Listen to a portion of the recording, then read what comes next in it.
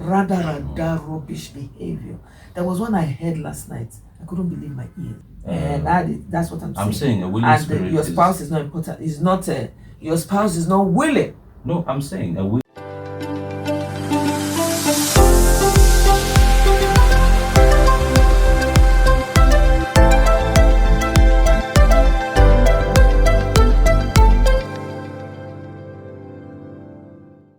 Hi guys, welcome to our channel, Dating and Matrimony. I'm Will. I'm CC. And we're back again to talk about, yet again, some very interesting topics that happen within the marriage environment. Today we're talking about quality over quantity. What do we mean by that? It doesn't matter how long you've been married for. If you don't have a qualitative marriage, how do you build towards having a qualitative marriage? Because most of the times people have milestones in marriages. Like when we hit 10 years, it was a milestone. My aunt was telling me, oh, you guys can now be advising people, younger married people. But I don't think it works like that, because if you don't have a marriage that is healthy, then the years are just rolling by. So some things make the relationship unhealthy, and that's part of what we're going to be talking about today. What makes a marriage not so quality, not healthy, and what makes a marriage a quality marriage. Right. So the thing is, there's something called the 7-year itch, where they say if your marriage is able to cross that 7 years, then you'll be fine. I think that is an absolute lie, because it's not true. You have marriages that have been there for 20 plus years, 10 years, 15 years, 14 years, 13 years. They're breaking up. So how come that 7-year rule, as they call it in a lot of these relationship books, how come it's not matching? When you have repetitive patterns of bad habits erupting in the marriage, that will definitely keep that marriage unhealthy. It's like having a series of infections, for instance. You're not going to be a healthy person. So if you have reoccurring bad habits that keep coming up in the marriage without taking yourself out of the matrix, I mean, we talked about serving your spouse. There are definitely certain pillars in a marriage that would help to create an environment where you are serving your spouse. And that is exactly what we're supposed to be doing in marriage. But a lot of us don't do that, because it's not easy to put yourself second and serve your spouse. But if you have that mantra of service first, then it's definitely building a healthier environment for marriage, because we've had issues where certain repetitive patterns of behavior kept reoccurring. And the frustrating part about that is it keeps taking you back to square one. So you're not really moving forward in a marriage, but the years are going by. The time is going by, but you keep going back to a variety of issues or one issue. How do you climb out of that unhealthy environment? It still goes back to taking it back to the drawing board and putting your spouse first. Because if it's cheating, for instance, and you are doing it for your own self-gratification, if you remove that matrix of cheating and you replace it with service to your spouse, then you are creating a healthier environment for a healthier marriage. True. I mean, the bottom line is that if you don't get the foundation right from the beginning, that's when a lot of the teething issues now turn into habits that are being put within the marriage and that are causing, just like an apple with a worm inside, it starts decaying and it starts rotting and it starts affecting many other aspects of the relationship. So how do you make that apple healthy? How do you keep it safe? How do you make sure that if it's your wife or your husband, even if those bad habits are coming up from time to time, how do you go back to the drawing board and try and clear off, as you said, the real reasons why couples are married, which is service to each other, being able to procreate and have children and teach the children the way they should go. And yet again, we go back to the foundation of marriage, which is the Word of God. The Word of God is a manual for marriages. When you look at a relationship, I think a lot of focus is, we've said this before, where a lot of focus is on the wedding. They want to slay during the wedding. You want to have a fantastic wedding. There's nothing wrong with that. But the problem that comes out of it is the expectation rule, where expectations are always high towards what we expect of our partners? What about what we are supposed to deliver to our partners? That's true. We focus a lot on the big issues: cheating, infidelity, what else are Money. the big ones? Money, all those things, right? Those are the big things, and they will continue to be like the landmark of why marriages would go into a decline. Yeah. But there are also the small things. How do we speak to each other? How do we make each other feel? How do we address each other? What kind of environment do we have in the home when it comes to middle and mini scale issues, or small scale issues as we call it? I was reading an article once where it says, if you don't find a way to iron out that one argument, it's going to be part and parcel of the decay and the decline and the deterioration of that relationship. Because the struggles in marriages are real. Yeah, because we are all flesh, and the reason why the word flesh is constantly used, that two become one flesh, right? Because we're still flesh, and we're still sinners, and we're still people who do things that might not be the best. We do things that hurt other people. We do things that put us in a compromising position, or that don't really align with what God really wants out of not just marriages, but relationships and how you treat people. And the Bible always teaches us that there is a way you should treat other people. And particularly in Ephesians, they talk about the way you should treat your spouse. And but you men, let's be honest, you people don't treat women.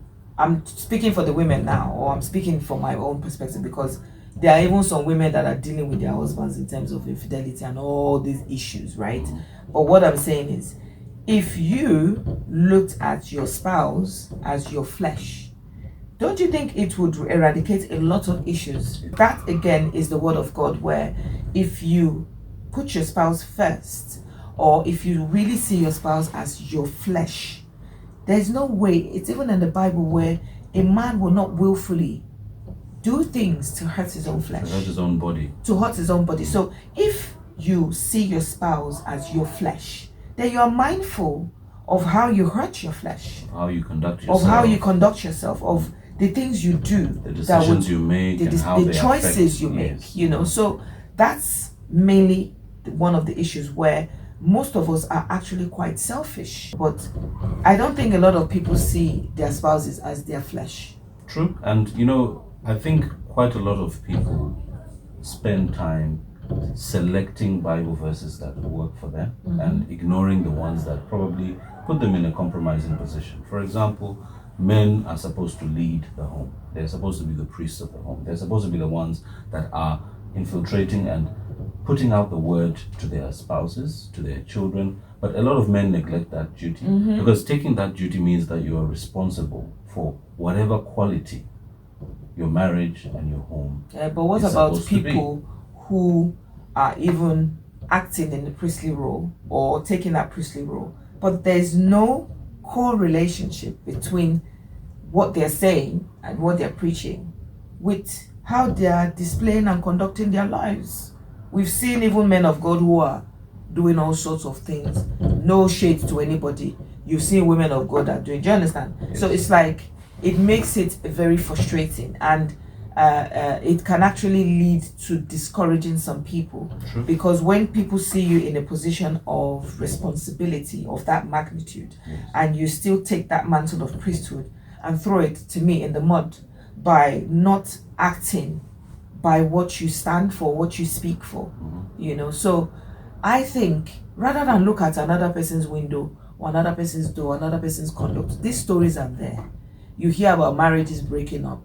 As I've said earlier, I don't think the breakup of a marriage is such a taboo, especially if you are in a dangerous environment, or it's somewhere, it's a situation where your life is being threatened, or the health of your children are being threatened, or even your mental health. There are certain marriages that can be salvaged.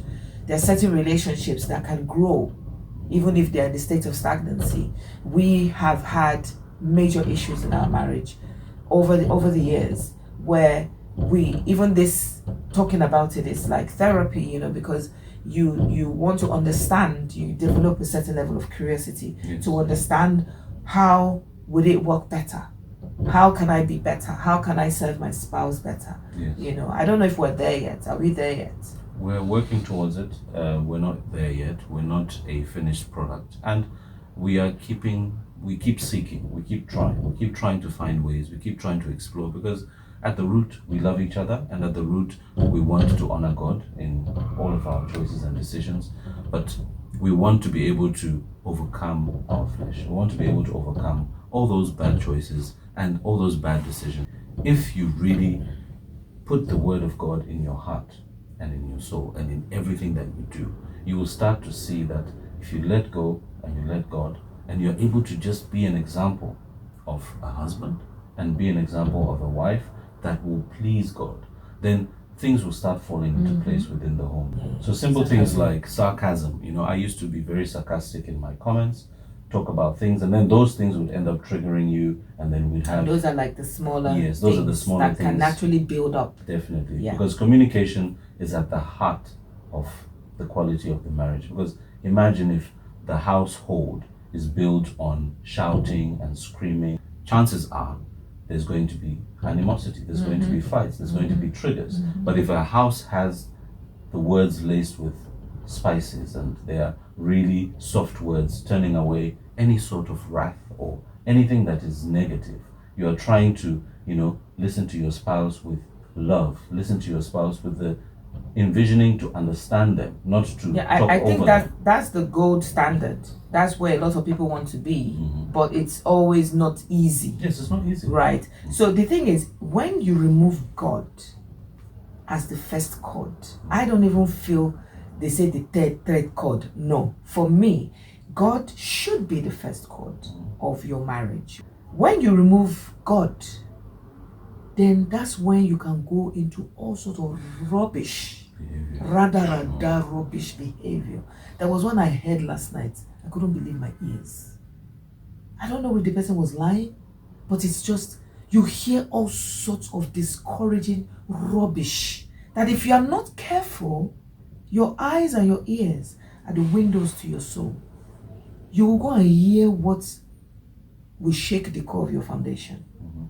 So it's also being mindful of the information you consume, because not all information is good for you, and not all information can work towards making you a better person. Some information is just rubbish.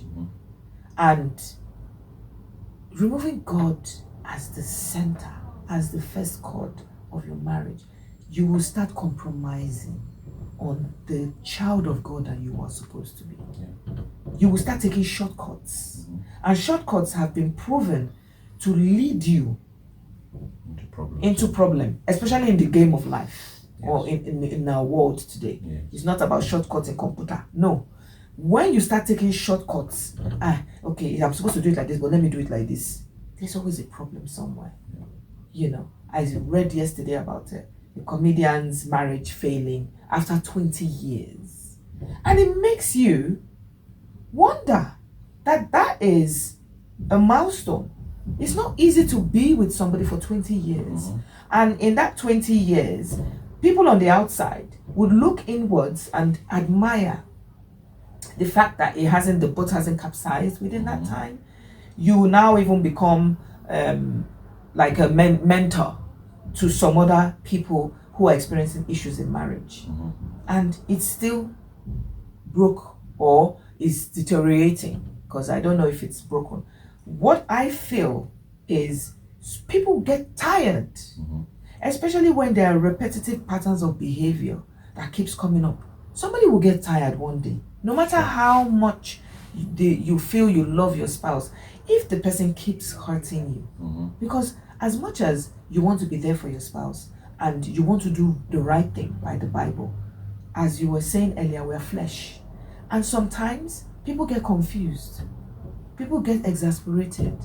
People lose that hope.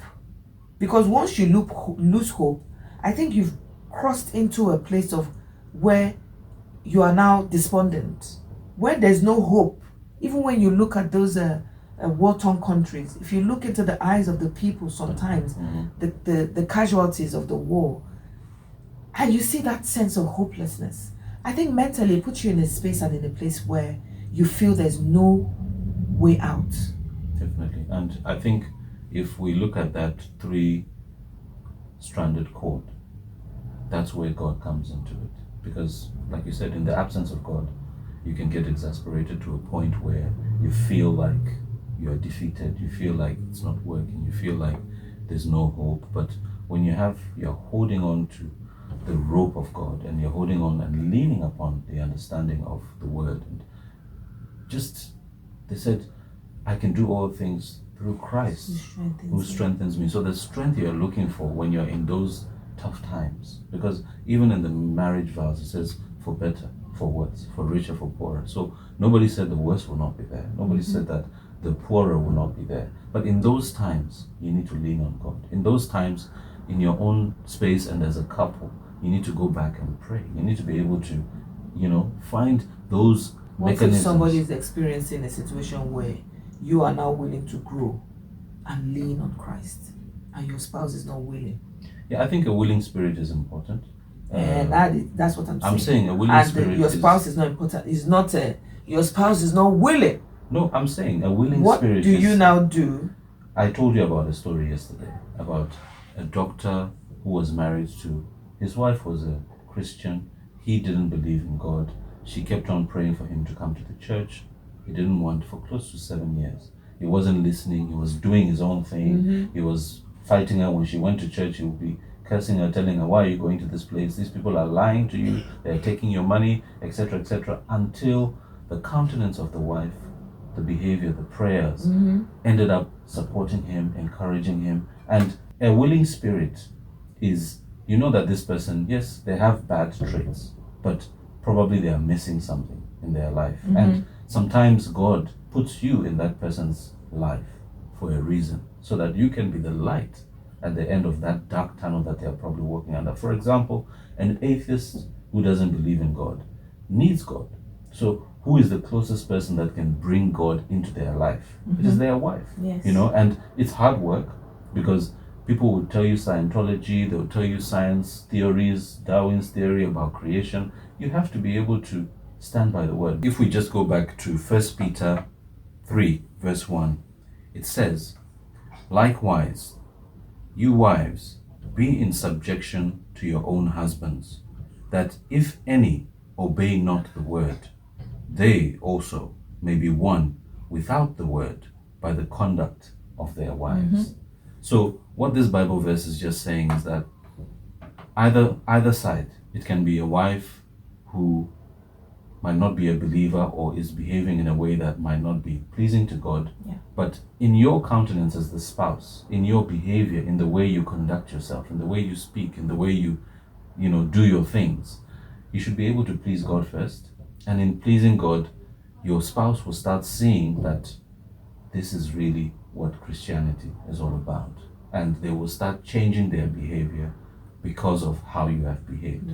Look, it's not an excuse for abuse, as we always say. And it also says in 1 Peter 3 verse 7, likewise, husbands, live with your wives in an understanding way, showing honor to the woman as the weaker vessel, since they are heirs with you of the grace of life, so that your prayers may not be hindered. So that's loaded. It's loaded. Really, really loaded. No matter how hopeless the situation might seem, just remember that that is the design of the world, is the design of the devil, to make you lose hope, to make you tired and weary, to make you not garner that strength that the word of God offers to you and promises to you. Because the moment you start to lose hope and strength, whatever you're doing will fail. Even if you're doing something as simple as housework, when you lose strength, you will fail. So the thing is, when you're in that state of hopelessness, re-energize your mind and your heart and your soul with the word of God. Soak it in the word of God. Sometimes you can even ignore your spouse and just work on yourself, because if you don't fill your cup, there's no way you can pour into the cup of another person, that's very true. Especially your husband or your spouse or your partner. Yes. So just remember that battle, once you are in the battlefield, know that the devil has targeted you. You are part and parcel of why he wants the marriage to fail. to prove to God that marriages were not even designed to succeed. So the moment you understand that you are a vessel and you are a soldier of Christ in trying to strengthen yourself for that journey, you can't go to a journey with only one ragolis. You need water. When sailors are going on a long voyage, they pack food, water, fruits. Ready for the trip. You have to be ready for the trip. So if you look at marriage as a journey, not just a destination where your spouse should just be giving you and serving you, you also need to put yourself in that space where you're in service. And even when you're having difficulties, I think that's where the strength really should come from. Yeah. I mean, the word is everything, and that's what has kept us going. That's what renews our hearts and our minds each and every day. Because let's be honest, relationships and marriage are tough, and if you don't have the adequate tools to be able to go through that tough time, then it becomes even harder. It becomes even harder. I mean, we will always say that. And I think it's easier to break up. Yes, it's easier. It's actually easier to break up than to stay. Yes, it's true. So what we will just say is that for you to have a quality marriage, put God in the middle.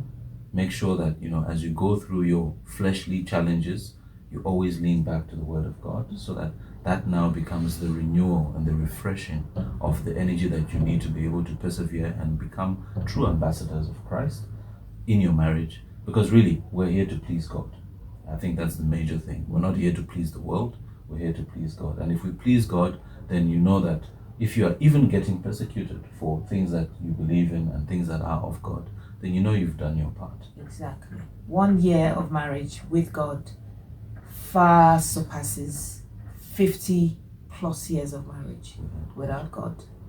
So let's put God first in everything that we do, especially in our marriages, and we'll begin to reap the benefits and the fruits of the Spirit in our hearts, in our lives, and in our marriage. And on that note, thank you so much for watching. We look forward to seeing you again, and remember, have a quality marriage. Take care of yourself, and God bless you. Bye.